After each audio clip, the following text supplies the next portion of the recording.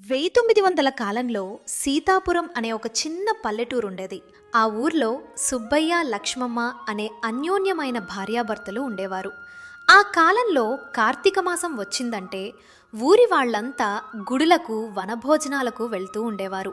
అయితే ఆ ఊర్లో ఉన్న సుబ్బయ్య, రాజయ్య కుటుంబాలు మాత్రం ఈసారి ప్రత్యేకంగా ఊరి పక్కరే ఉన్న కొబ్బరి తోటలో వంటలు చేసుకుని రోజంతా అక్కడే గడపాలని అనుకున్నారు. ఆ రోజుల్లో స్వచ్ఛమైన గాలి, నిర్మలమైన నీరు, కల్తీ లేని భోజనం మరియు మనుషుల మధ్య అనురాగం వెలకట్టలేనివి. మరుసటి రోజు ఉదయాన్నే కోడి కూయకముందే లక్ష్మమ్మ వంటకు కావలసినవన్నీ సర్దుతోంది. సుబ్బయ్య తన ఎద్దుల బండిని సిద్ధం చేస్తున్నాడు. లక్ష్మమ్మ, వంటకు కావాల్సినవన్నీ సిద్ధం చేసుకున్నావా? లతమ్మ వాళ్ళు మన పొలంలో పండిన గోంగూర తీసుకొస్తున్నారు. మనం ఇక్కడ్నుంచే మిగిలిన సామాన్లు పట్టుకుని వెళ్ళాలి. అన్నీ సిద్ధం చేశానయ్యా. మీరా చమురు బుడ్డి తీసి ఎద్దుల బండిలో పెట్టండి. కొబ్బరి తోటలో పొయ్యి వెలిగించాలంటే ఎండిన ఆకులు ఉండాలి. కాని చమురు చుక్కపడితే నిప్పు త్వరగా రగులుతుంది. ఆ రోలు, రోకలి కూడా బండిలో పెట్టండి. అక్కడ గోంగూర పచ్చడి నూరుకోవచ్చు. సరేలే. ఏవే, రాజయ్య, లతమ్మ వాళ్ళింకా రాలేదా? వాళ్ళు వస్తేనే గాని బండి కదల్దు. వాడికేమో ఆకలెక్కువ, బద్ధకం మరీ ఎక్కువ, పని మాత్రం తక్కువ. ఇలా సుబ్బయ్య మాట్లాడుతుండగానే రాజయ్య, లతమ్మ అక్కడికి వచ్చారు. ఏమయ్యా సుబ్బయ్య, నా మీద చాడీలు చెప్తున్నావా? బద్ధకం నాకు కాదు, నీకే. నిన్న సాయంత్రమే వంటకు కావాల్సినవి సిద్ధం చేసి పెట్టాను. లక్ష్మమ్మ, వీళ్ళ గోల ఎప్పుడూ ఇలాగే ఉంటుంది. మనకు కావలసిన సామాన్లు సిద్ధం చేద్దాం.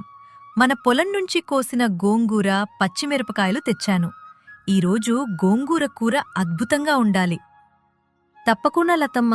ఆ కొబ్బరి తోట దగ్గరున్న చెరువు నీళ్లతో వండితే ఆ రుచే వేరుగా ఉంటుంది. మనం అరటి ఆకులు కూడా తీసుకుందాం. ఆ 2 ఇత్తడి బిందెల నిండా నీళ్లు పట్టుకుందాం. అలాగే తీసుకుందా లక్ష్మమ్మ. దారిలో ఆ చల్లని గాలిలో ఎద్దుల బండిలో వెళ్తుంటే స్వర్గంలా ఉంటుంది. ఎద్దుల బండి ఊరి పక్కనున్న కొబ్బరి తోటకు చేరుకుంది. ఆ చల్లని వాతావరణం, నిర్మలమైన నీరు, పక్షుల కిలకిలా రావాలు ఆ ప్రదేశాన్ని మరింత ప్రశాంతంగా మార్చాయి. ఆకాశం నీలంగా ఉంది. చెరువు నీటిలో మేఘాల నీడలు స్పష్టంగా కనిపిస్తున్నాయి. చూసారా, ఆ చెరువు నీళ్లు ఎంత శుభ్రంగా ఉన్నాయో!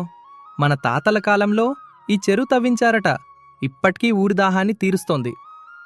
అవును సుబ్బయ్య, ఆ రోజుల్లో కష్టం ఎక్కువైనా ఫలితం కూడా ఎక్కువే ఉండేది.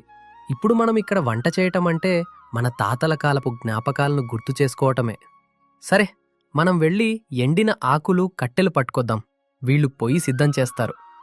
మరీ లోపలికి వెళ్ళకండి. చెరువు పక్కన ఉన్న ఎండిన ఆకులు సరిపోతాయి. లతమ్మ, బియ్యాన్ని ఆ చెరువు నీళ్లతో కడుగు. నేను పొయ్యి కోసం రాళ్లమర్చుతాను. ఈ కొబ్బరి తోట, చెరువు గాలి, ఈ ప్రదేశమంతా ఎంత పవిత్రంగా ఉందో చూడమ్మా. అవును లక్ష్మమ్మ, ఈ నీళ్లు ఎంత తీయగా ఉన్నాయో! ఈ చెరువు నీటికి ఎంత శక్తి ఉందో కదా! ఈ పక్కనున్న కొబ్బరి చెట్టు కిందే వంట చేద్దాం. అదే ప్రకృతి మహిమ. మనం ప్రకృతిని గౌరవిస్తే అది మనకు ఎన్నో ఇస్తుంది. ఈ మట్టి వాసన ఎంత బావుందో!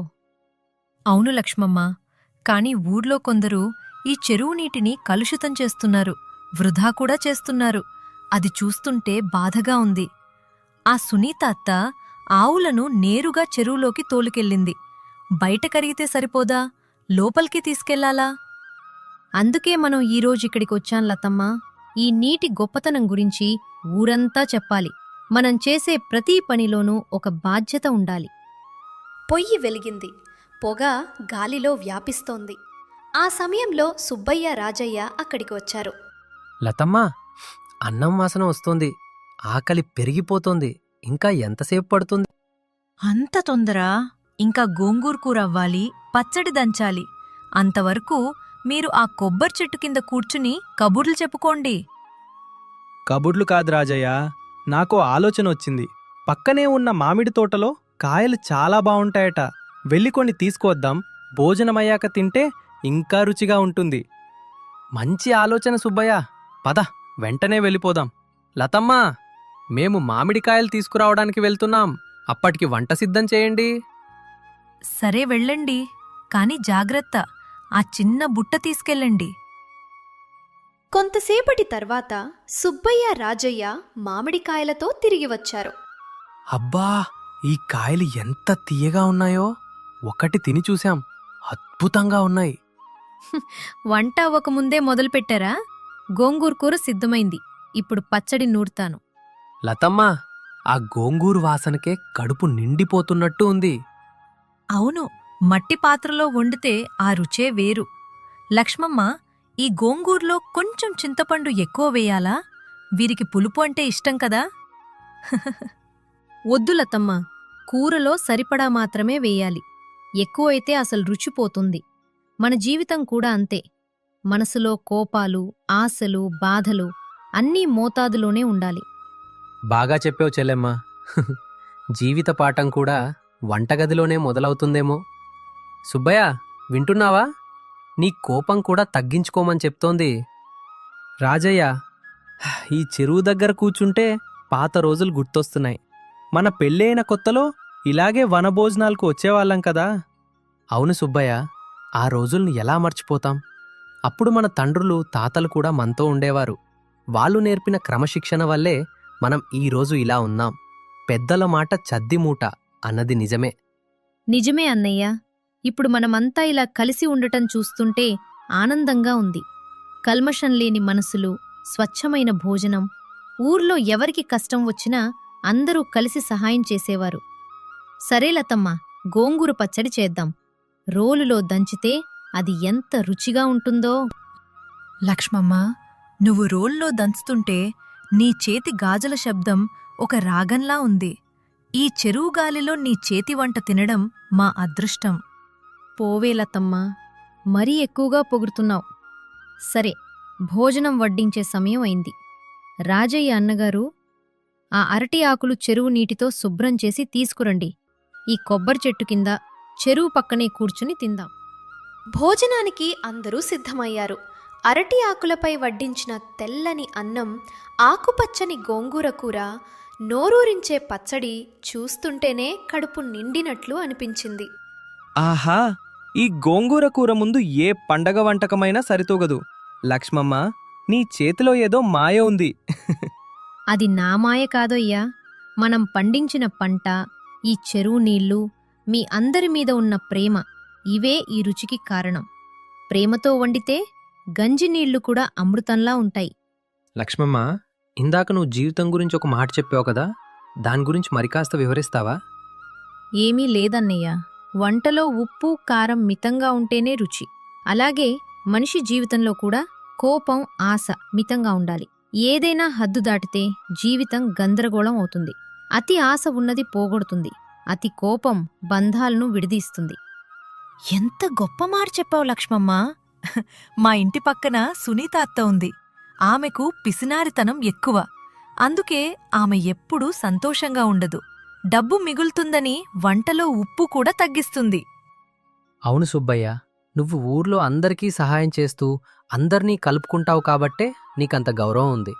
డబ్బు ఉండడం ముఖ్యం కాదు, అది ఇతరులకు ఉపయోగపడడం ముఖ్యం. రాజయ్య, నాకో విషయం అర్థమైంది. మనమిక్కడ హాయిగా వంట చేసుకోవటానికి కారణం ఈ ప్రకృతి, ఈ చెరువు. ఇది లేకపోతే మన ఊరు పరిస్థితి ఏంటి? మనం ఈ చెరువును కాపాడుకోవాలి. అవునయ్యా, మనకు సహాయం చేసిన మనుషులను, పశువులను, వస్తువులను ఎవరినీ మర్చిపోకూడదు. ఈ చెరువు మన ఊరికి తల్లి వంటిది. అవసరానికి వాడుకోవాలి కాని కలుషితం చేయకూడదు. చెట్లు నరికితే నీరు ఉండదు, చెరువు ఎండిపోతుంది. రేపు ఊరి పంచాయతీలో చెబుదాం. చెరువును కలుషితం చేయకూడదని, అందరం కలిసి శుభ్రం చేయాలని తీర్మానం చేద్దాం. మంచి ఆలోచన. రేపే ఈ పని మొదలు పెడదాం. ఊరి పెద్దలను కూడా సంప్రదిద్దాం. మనం రాబోయే తరాలకు మంచి ప్రకృతిని అందిస్తే అదే మనం ఇచ్చే నిజమైన సంపద. భోజనాలు ముగిశాయి. అందరూ మామిడికాయలు తిన్నారు. వంట సామాన్లు శుభ్రం చేసి బండిలో సర్దారు. ఆకాశం సంధ్యావర్ణంలోకి మారుతోంది. లక్ష్మమ్మ, అన్నీ సర్దావా? ఏదీ మర్చిపోలేదు కదా? అన్నీ సర్దానయ్యా, కాని ఇక్కడ్నుంచి వెళ్లాలనిపించటం లేదు. ప్రకృతి ఇచ్చిన ఈ ఉత్సాహం, ఈ చల్లని గాలిని వదిలి రావాలనిపించటం లేదు. నిజం లక్ష్మమ్మ, ఈరోజు నా జీవితంలో మర్చిపోలేని రోజు. ఈ వంటలు, ఈ వాతావరణం నా మనసులో ఎప్పటికీ నిలిచిపోతాయి. సరే, ఇక బయలుదేరదాం. చీకటి పడకముందే ఊరికి చేరుకోవాలి. మన ఎద్దులకు దారి తెలుసులే. అవి కూడా ఈరోజు మంచి గాలిని నీటిని ఆస్వాదించాయి. ఎద్దుల బండి మెల్లగా కదులుతుంటే ప్రకృతి ఒడిలో ప్రశాంతమైన ప్రయాణం సాగింది. ప్రకృతిని గౌరవించాలి. ఊరిలో అందరూ కలిసిమెలిసి ఉంటే జీవితం ప్రశాంతంగా ఉంటుంది. మనం ప్రకృతిని కాపాడితే అది మన భవిష్యత్తును కాపాడుతుంది. ప్రకృతి మన తల్లి వంటిది. దాన్ని రక్షించడం మన అందరి బాధ్యత.